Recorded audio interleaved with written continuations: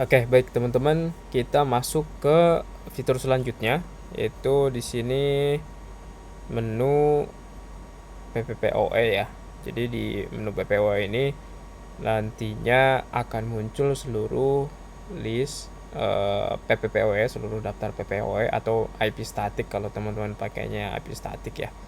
Jadi nanti semua akan muncul di menu PPPoE ini. Dan di sini adalah tempat fitur untuk melihat status apakah customer tersebut terisolir atau tidak ya teman-teman. Di sini nih, di sini ada disable no gitu ya. Jadi kalau misalkan statusnya no berarti dia tidak terdisable atau tidak terisolir. Kalau statusnya yes berarti dia sedang terisolir. Dan di sini meskipun kita bisa lakukan manual begini gitu ya, ini tidak ada tidak berubah karena tidak terkoneksi ke server Mikrotik manapun ya.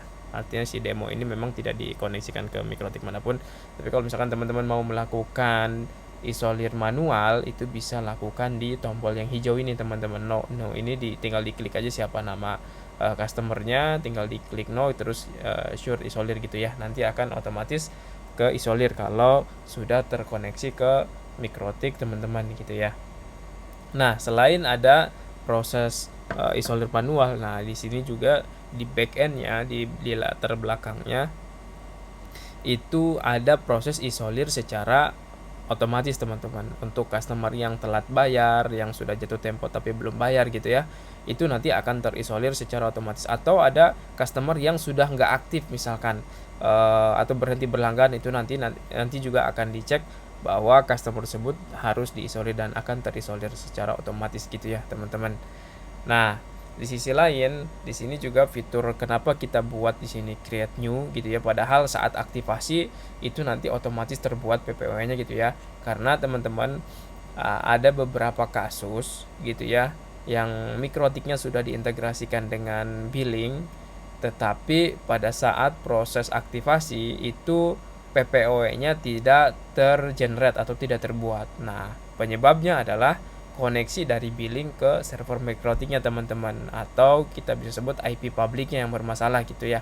Ada mungkin perubahan konfigurasi IP publiknya, atau memang IP publiknya lagi down gitu ya teman-teman. Nah, yang menyebabkan si billing ini koneksinya terputus ke server Mikrotik. Akhirnya pada saat mau aktivasi tidak bisa dibuat PPOE-nya atau IP statiknya secara otomatis gitu ya.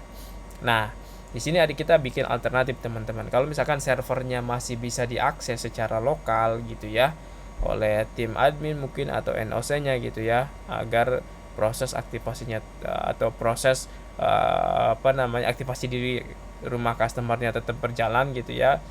Nah, itu nanti bisa menggunakan alternatif ini teman-teman, kreatif. Jadi di Mikrotiknya dibuat dulu teman-teman. Ini kasusnya kalau misalkan statusnya IP publiknya lama downnya gitu ya. Jadi koneksi dari billing ke Mikrotiknya lama tidak terkoneksinya gitu. Jadi bisa dibuat dulu manual PPOE atau IP statiknya di Mikrotik, mungkin login secara lokal gitu ya ke Mikrotiknya, dibuat dulu aja teman-teman PPOE atau IP statiknya. Nah, setelah dibuat nanti kalau sudah aktif di tempat customernya gitu ya, sudah diaktifasi gitu ya, customernya sudah bisa menggunakan internet. Nah, jangan lupa ditambahkan di sini juga teman-teman agar datanya nanti sinkron gitu ya antara billing dengan Mikrotik gitu. Nah, ketika nanti ada proses isolir, pengecekan isolir gitu ya, datanya ditemukan atau datanya ada. Jadi nanti bisa terisolir gitu ya kalau memang customernya telat bayar atau enggak bayar gitu ya. Nah, caranya teman-teman di sini create new gitu ya. Sebelum kita bahas yang fitur yang filternya atau yang lainnya, kita langsung praktek aja. Kita contoh tadi kan di sini baru 3 orang ya yang ada PPOE-nya gitu ya. Kita create new, router host-nya kita servernya mana, misalkan yang Cibubur aja gitu ya yang sudah ada. Kemudian customer namanya, misalkan kita di sini Jordi. Jordi ini belum ada. Terus namanya tinggal kita pilih di sini Jordi gitu ya. Atau aliasnya misalkan teman-teman mau pakai alias itu boleh juga. Kemudian nih PPO-nya teman-teman yang sudah dibuat di Mikrotik secara manual ya. Namanya misalkan Jordi @creativabil gitu ya. Kemudian passwordnya teman-teman tinggal diisi, disesuaikan. Remote IP-nya kalau misalkan yang dinamis gitu ya, jadi nggak perlu diisi, nggak masalah teman-teman. Tapi kalau misalkan IP-nya statik, teman-teman punya PPOE tapi IP statik, diisi ya teman-teman, disesuaikan gitu ya IP-nya. Saya di sini contohnya yang dinamis aja gitu, jadi nggak diisi ya. Tapi jangan lupa teman-teman, kalau misalkan statik diisi ya teman-teman, karena nanti proses pengecekan datanya pun nanti di sinkronisasi gitu ya menggunakan IP kalau statik gitu ya. Tapi kalau dinamis tidak, dia hanya menggunakan username aja. Nah, profilnya jangan lupa disamain misalkan 10 Mbps gitu ya di profile paket PPO-nya itu ya teman-teman. Kalau misalkan ada notes tinggal diisi, ada komen tinggal diisi. Ini saya langsung create aja. Nah, di sini sudah terbuat di sini ya, Jordi Creativabil ya. Dan ini nanti saat proses saat koneksi dari billing ke Mikrotiknya sudah normal gitu ya, terus kita sinkronisasi di sini gitu ya, itu nanti akan dapat PPO ID-nya gitu ya teman-teman. Artinya sudah sinkron antara billing dengan Mikrotik. Nah, bagi seluruh data PPO ini yang sudah memiliki PPO ID, artinya dia sudah sinkron ya teman-teman. Kalau misalkan masih nul gini ya teman-teman, itu tandanya belum sinkron teman-teman gitu ya. Nah, kemudian di bagian menu PPWN juga gitu ya. Ini di sini kita bisa filtering gitu ya berdasarkan branch, terus statusnya terisolir atau enggak gitu ya. Itu nanti bisa kita cek ya teman-teman. Itu tadi sukses proses sinkron ya. Itu saya sinkronnya ke Google kalau nggak salah. Jadi dia tetap checklist ya, tetap berhasil. Padahal kalau ke Mikrotiknya kan nggak ada, jadi dia tidak berubah ya PPO ID-nya. Tadi filter di sini ya, ada sinkronisasi di sini, sinkroni antara billing dengan Mikrotik itu secara manual gitu ya teman-teman. Kemudian bisa ekspor datanya juga teman-teman di sini. Jadi misalkan kita mau nyari pelanggan pun atau customer pun di sini bisa cari juga di sini ya. Nah, di sini fungsi kurang lebih fungsi untuk router host-nya. Nah, kalau yang tadi kita masuk ke Jordi ya. Maaf tadi saya lupa infoin sini Jordi gitu ya. Kita lihat di sini detail. Nah, di sini sudah ada PPOE yang barusan kita buat teman-teman. Tapi kalau misalkan nggak ada, dia belum punya PPOE gitu ya, itu nanti di sini kosong teman-teman gitu ya, kosong di situ ya.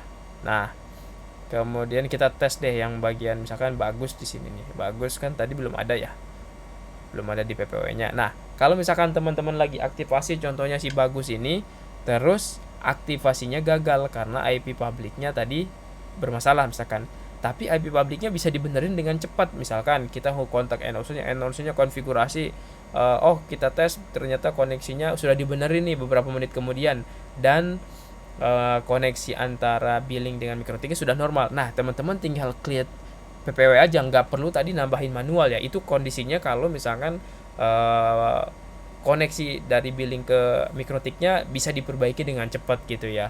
Jadi mungkin konfigurasinya yang masalah, jadi bisa cepat diperbaiki gitu ya. Itu bisa create PPO ya teman-teman, dengan catatan di Mikrotiknya tidak dibuat secara manual ya teman-teman. Jadi biar nggak duplikat aja nanti PPO-nya. Jadi biar semua PPO itu punya customer gitu ya, ada customernya gitu ya. Nah, bisa create PPO ini teman-teman kalau misalkan koneksinya sudah normal gitu ya. Tapi kalau misalkan kondisinya lama untuk perbaikan koneksi antara billing ke Mikrotiknya, tadi langkah tadi lakukan penambahan PPOE secara manual setelah dibuat di Mikrotik secara manual. Jadi nanti double gitu ya, di Mikrotik buat gitu ya, kemudian di billing harus dibuat dengan data yang sama yang dibuat di Mikrotik agar datanya nanti sinkron gitu ya. Tapi kalau misalkan perbaikannya tadi balik lagi sebentar, hanya cukup create PPOE di sini, nanti otomatis nanti terbuat gitu ya teman-teman. Jadi kurang lebih seperti itu fungsi untuk PPPoE ya, untuk menu PPPoE teman-teman. Baik, terima kasih teman-teman. Mari kita lanjut mungkin ke fitur selanjutnya. Terima kasih.